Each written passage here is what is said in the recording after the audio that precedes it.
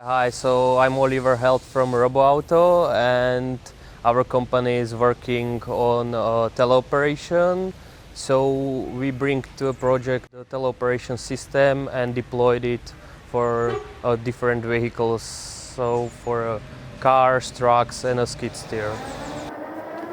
So during a demo you will see a remote operator, how he connects to a skid steer, and then he can do all the things that the driver in a skid steer should do. So he will start in a hall and he will go outside with a skid steer, and then he can manipulate the tool and move the stuff.